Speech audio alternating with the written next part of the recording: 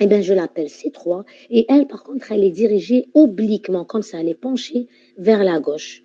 Pourquoi elle est penchée? Parce qu'elle a une composante qui est le C3 perpendiculaire, c'est la réaction du sol de la table sur le corbet, mais elle a une composante parallèle C3 parallèle qui, elle, qui est à proprement dit la force de frottement. C'est la vraie force de frottement.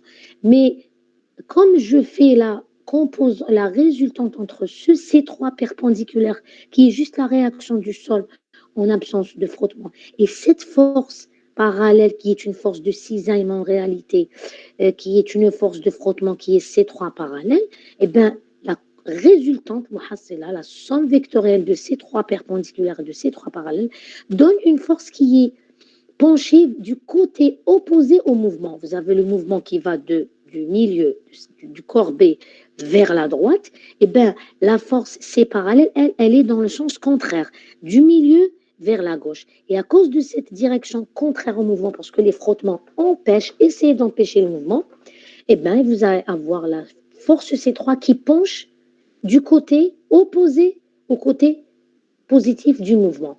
La masse B, le corps B va vers la droite, la force C3 de contact, qu'on peut appeler aussi frottement, est dirigée, penchée, elle est penchée vers le côté gauche. Voilà, j'ai juste vérifié quelque chose qui est normalement connu du cours, de la terminale, etc. Je reviens, je vois qu'est-ce que j'ai écrit qui puisse m'aider dans le tracé de ces forces. J'ai dit, ce n'est pas la peine de connaître le module, mais j'ai fait la remarque en disant, attention, s'il y a une force qui doit être égale à une autre ou bien elle est la somme de deux forces, je fais attention à cette remarque. Alors, je vous l'ai dit, c'est PA, CAB qui est égal à moins CBA, on va faire quelque chose comme 100%, hein, comme ça vous pourrez voir les deux. D'accord, voilà. Vous pouvez voir et les forces, les relations. Vous avez aussi C2, qu'est-ce que j'ai dit? Le contact de A sur B que j'ai appelé C2, qui est égal à moins CBA. CAB égale moins CBA, ça on l'a expliqué la fois passée, c'est la relation, et la troisième loi de Newton, c'est la loi de l'action et de la réaction. A pousse B avec une force CAB, et bien B pousse A avec une force qui est égale en module, mais de sens opposé, moins CBA. Donc le CBA, je l'avais appelé au début, regardez bien, appelez-vous CBA, je vous rappelle juste, regardez ici, hop, CBA, c'est C1, d'accord, CBA, c'est C1, d'accord, c'est l'action de B sur A, regardez, c'est tiré vers le haut, c'est l'action de B sur A. Donc, je reviens, j'ai juste rappelé les, les forces là.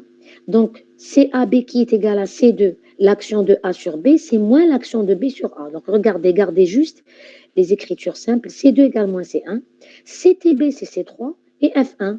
Bon, je voulais expliquer ça. Donc, la relation que je dois écrire, c'est somme des forces appliquées à B égale à 0, PB plus C2 plus C3 plus F1 égale 0. Et donc, qu'est-ce que je vais faire? Je vais projeter sur les axes. Normalement, je ne suis pas supposée faire ça. C'est juste pour m'aider à tracer les forces, pour que je sache, par exemple, C3, est-ce qu'elle doit être, la projection, elle doit être égale à PB, ou elle doit être égale à PB plus C2, ou bien PB moins C2, on va voir. Donc, je projette cette relation, ça ne me coûte rien. Je la projette sur l'axe horizontal. Qu'est-ce que je trouve? Je trouve uniquement la force F1.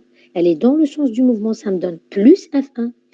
Je projette C3 sur l'axe parallèle au mouvement, je trouve C3 parallèle, sauf qu'elle est dans le sens contraire du mouvement, donc ça donne moins C3 parallèle.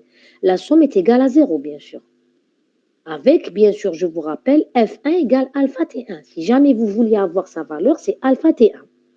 Maintenant, je projette cette relation-là sur l'axe vertical. Qu'est-ce que j'ai comme force? J'ai ces trois perpendiculaires. Si je dirige l'axe vertical vers le haut positivement, je me dis donc ces trois perpendiculaires dirigés vers le haut, donc ça me donne plus ces trois perpendiculaires. Et qu'est-ce qui est dirigé vers le bas? C'est C2, pardon, c'est C2 et PB. Donc ça me donne moins C2 moins PB. D'accord? Égal à 0. Ça veut dire quoi ça? Si je ramène les deux à droite, ça me donne C3 perpendiculaire égale C2 plus PB. Ça veut dire que quand vous tracez, si vous voulez faire attention, la longueur de C3, vous prenez ce que vous voulez, 2 cm, 4, 6, 5, mais la longueur doit être égale à la longueur de C2 plus la longueur de PB. Par exemple, ici, on va dire que l'enseignant a pris 3 centimètres pour PB et 1 centimètre pour C2. Ben, ça voudra dire que la projection de C3 sur l'axe vertical doit comporter 3 plus 1, ça fait 4 carreaux. Et si F1 possède 2 carreaux ou 2,5 ou ce que vous voulez, ben, C3 parallèle doit avoir à peu près la même longueur, donc à peu près 2 ou 3 carreaux. Bon, vous voulez faire attention, vous ne voulez pas faire attention, ce n'est pas, normalement c'est qualitatif. Si vous tracez un grand F2 ici et un petit C3 parallèle ici, il y a un problème, puisque vous voyez bien que la relation dit F1 égale C3 perpendiculaire parallèle. Donc, faites attention à ces relations. D'ailleurs, ce travail-là, si vous avez projeté, ça va vous aider dans les questions suivantes. Question de C, d'accord? Je vous la lis sur le sujet, sur l'énoncé de l'exercice. Question 2C. Dessiner qualitativement les forces appliquées à l'instant T égale 30 secondes au système A plus B. Donc ici, on considère le système A plus B. Donc on ne considère pas A tout seul ou B tout seul, mais l'ensemble A plus B. D'accord? Donc, prends un moment rapidement, voilà. Donc, l'ensemble A plus B, ça veut dire que je vais considérer un ensemble, un corps, nouveau corps A plus B, qui possède un point. Ben, le point, c'est égal à la masse de l'ensemble A plus B multiplié par la gravitation, mais on sait très bien que c'est la somme des deux points. Donc, on a écrit ici P, c'est PA plus B, PB, parce que c'est la masse de l'ensemble A plus B, MA plus MB, donc c'est petit m plus grand M, multiplié par G. Donc, c'est petit mg plus grand mg, c'est PA plus PB. D'accord? Ensuite, qu'est-ce que je voulais dire? On l'a écrit ici. Et vous avez le poids, vous avez le corps A plus B. Comme la force F1 tire sur le corps A, sur le corps B, et qu'on a dit que le corps A, pendant les hypothèses de l'exercice de 0 à 80 secondes, ne quitte pas le dessus du corps B. Donc, il restera toujours dessus. Ça veut dire que quand je tire sur B, c'est l'ensemble qui bouge, même si A ne bouge pas et B bouge en dessous, mais pour l'ensemble A plus B, eh ben, ça bouge, sauf qu'on est à 30 secondes, on est au-dessous de 50 secondes, donc rien ne bouge. Il y a une force qui tire, mais elle n'arrive pas à faire bouger B, donc elle n'arrive pas à bouger l'ensemble AB. A plus B, ce qui fait que vous avez A plus B comme ça, qui a un poids, qui a une force qui essaie de tirer vers la droite, elle existe, mais il ne bouge pas. Et vous avez bien sûr une force de contact qui s'appelle C3, elle ne change pas, puisqu'elle prend en considération le fait que A est sur B. Donc j'écris tout simplement, je ne me casse pas la tête, je répertorie les forces, CP, C3 et F1, j'écris la relation fondamentale de la dynamique pour le repos, c'est-à-dire c'est une relation d'équilibre, somme des forces égale à 0. En précision, c'est quoi P? PA plus B. En fait, c'est P du corps A plus B. Eh bien, c'est PA plus PB, plus C3, bien sûr, plus F1 égale 0. Je projette pour avoir une idée du module des forces. Sur l'axe horizontal, j'aurai toujours F1 à droite, C3 parallèle à gauche, plus F1 moins C3 parallèle égale 0. Donc, regardez, il y a toujours l'histoire que la longueur de C3 parallèle doit être égale à la longueur de F1, même si je ne connais pas son module. Et enfin, ici, c'est encore plus simple. Vous avez C3 perpendiculaire égale à P1 en module. Donc, la longueur de ça doit être égale à la longueur de ça. Je pense que dans l'exercice, je ne sais pas si on a pris en considération ça. Bon, à la limite, si vous n'avez pas pris en considération, ce n'est pas grave. C'est juste que vous n'avez pas à faire 1 centimètre ici et 50 ici. Ça serait trop flagrant. Regardez quand même. C3 perpendiculaire égale à P. Bon, il faudrait qu'ils soient à peu près égaux, parce que c'est toujours qualitatif, d'accord? Voilà, donc, je suis en train de voir, est-ce qu'il y a des questions sur le chat? Mais vous avez les mêmes, la main levée, donc vous pouvez utiliser la main levée pour que je puisse voir vos interventions, d'accord? Que je puisse me rendre compte qu'il y a intervention. Je continue donc. Je reviens à cet exercice. Et donc, je vais vous lire la question 3. Donc, j'ai représenté les forces. Voilà. le poids vers le bas, la force F1, ça ne change pas, vers la droite, et puis le C3 qui est toujours penché. C'est toujours le même exercice, les mêmes hypothèses, sauf que je dois représenter ce qu'on m'a demandé, c'est-à-dire A plus B. Regardez, l'enseignant n'a pas tracé le détail du A et du B, comme quoi vous avez un petit corps comme ça, A. Il a dessiné un carré pour vous dire que l'essentiel, c'est de se dire on a un ensemble A plus B. On s'en fiche de la forme puisqu'on considère en dynamique dans votre module, on considère les corps comme des points matériels. On ne prend pas en considération les dimensions des corps. Quand en réalité, on utilise les formules de la dynamique, on les considère comme points matériels. C'est pour ça que, si vous préférez, le module s'appelle mécanique du point. On considère le corps comme étant un point matériel et donc toutes les forces sont centre de gravité du corps représente le corps et donc en trace, on utilise le déplacement, on considère le déplacement d'un point, même si le corps possède des dimensions. Voilà, donc j'ai tracé ce qu'on m'a demandé de tracer. Maintenant, on est dans la question 3. On va résoudre la question 3. Résoudre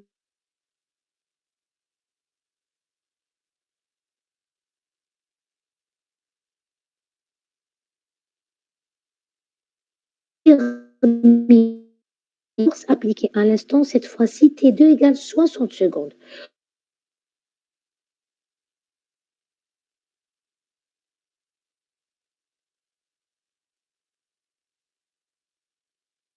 On doit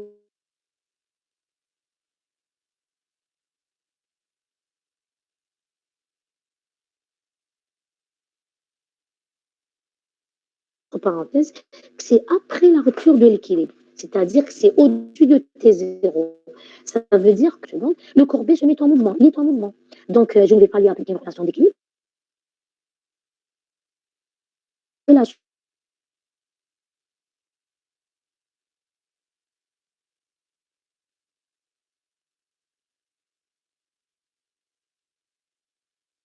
on n'aura pas besoin du corps A. Mais la relation entre le A et le B, c'est que le A est sur le B. Et comme il y a un contact du corps A sur le corps B, la valeur de cette force de contact va être égale à la valeur du contact B sur A. Et le contact B sur A sera calculé uniquement en considérant le corps A. Donc même si je m'occupe du corps B, que je vais lui appliquer la relation fondamentale de la dynamique, vous allez voir que je serai obligé d'étudier le mouvement ou l'équilibre du corps A. Mais je vous ai dit au début de l'exercice que le corps A ne bouge pas tout au long de l'exercice, donc je vais lui appliquer au corps A, je précise, somme des forces égale 0. Donc je commence d'abord par le corps B.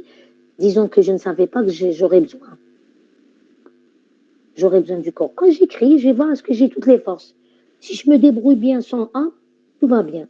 S'il me manque des choses, je serai obligée de chercher l'information, d'aller chercher l'information des forces, bien sûr, on est en train de faire de la dynamique, en étudiant l'équilibre ou le mouvement du corps A, parce qu'ils sont liés. Comment ils sont liés? C'est que le corps A est sur le corps B.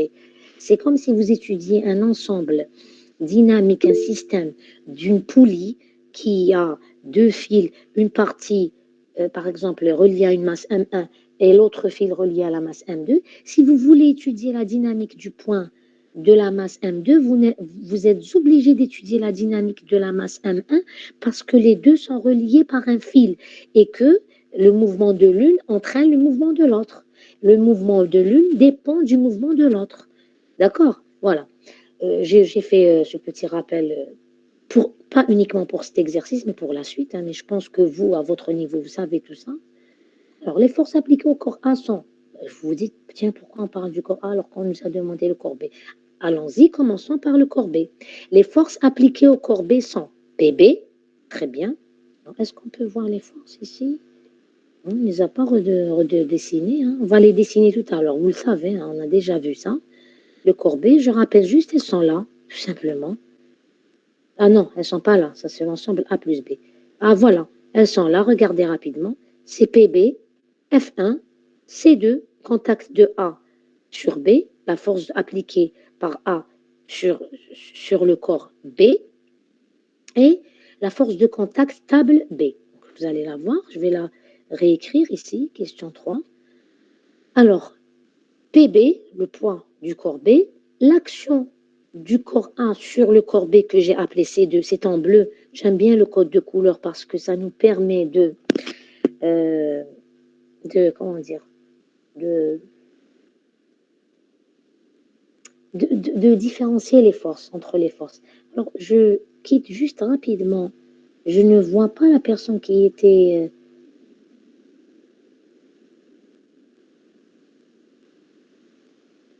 Alors, est-ce que tout le monde m'entend bien? Il y a des gens qui parlent du sang. Donc, si tout le monde entend bien, il n'y a pas de problème parce que moi, je me suis arrangée pour avoir des écouteurs de très bonne qualité pour que je les ai testés avant de les utiliser pour ce cours. Je pense que j'ai peut-être utilisé une fois ou deux un horrible écouteur. Je me suis rendu compte que le son était horrible. Là, à partir de peut-être la deuxième séance, le son est beaucoup mieux. Donc, s'il y a des personnes qui ont des coupures, ça veut dire que c'est leur connexion. Ce n'est pas grave. Vous savez qu'il y a des gens qui enregistrent. Maintenant, je pose une question. Si la personne qui était en train d'enregistrer n'arrive pas à enregistrer, je pourrais demander au groupe de l'autre section de vous refiler l'enregistrement. D'accord? Je referme la parenthèse pour ça et je continue la résolution de l'exercice. Donc, C2, c'est moins CBA. En fait, c'est CAB qui est égal à moins CBA. Ça, on a déjà expliqué. Action-réaction. Et comme j'ai appelé CBA C1, donc j'aurais gardé juste le bleu et le rouge. C2 égale moins C1. On a déjà expliqué ça avant. C'est juste qu'on le rappelle ici. CTB, action de la table sur le corps B, que j'ai appelé C3, c'est en vert, et le F2 qui est en orange. Code de couleur permet de rappeler les forces. J'applique donc la relation fondamentale de la dynamique au corps B. Alors regardez bien. J'ai le PB, celui-là je le connais. J'ai le CTB, c'est C3, je le connais. J'ai le F2. Par contre, j'ai le CAB qui est égal à C2 et qui est égal à moins C1. Regardez, l'action du corps A sur le corps B, c'est moins C1. Or, là, je suis sur le corps B. Je n'ai pas la valeur de C1. Que si je devais dire que C2 c'est égal à moins C1, ça veut dire que je dois connaître C1. Et c'est là où je me dis, ah, j'ai besoin de traiter le corps A pour avoir la valeur de C1. D'où l'intérêt d'écrire la relation fondamentale de la dynamique au corps A et au corps B. C'est le besoin de connaître la valeur de la force C1, puisque je trouve que C2 qui est appliqué sur B est égal à moins C1 qui est appliqué sur A. Donc, à ce moment, je suis obligée de traiter le corps A pour avoir cette valeur de C1 et l'injecter dans C2 que je ne connais pas. Donc, à ce moment-là, est venu le besoin d'appliquer la relation fondamentale de la dynamique au corps A. Sauf que je vous ai rappelé que le corps A ne bouge pas. Donc, c'est somme des forces égale 0. PA plus C1 égale 0. Et là, regardez, si j'écris ça, je pourrais mettre plus PA moins C1 égale 0. J'aurai PA égale C1. Donc, module de C1, c'est module de PA. Et comme j'ai la masse du corps A, ben, je pourrais avoir le poids du corps A, c'est mg, et j'aurai la valeur de C1 que j'injecterai dans C2. Donc, on ne peut pas se départir de l'étude du corps A puisqu'il est relié au corps B. Maintenant, j'écris la relation fondamentale pour le corps B. PB plus C2 plus C3 plus F2 égale MA cette fois-ci. Pourquoi? Parce que le corps B, lui, bouge après 50 secondes. On est à 60 secondes.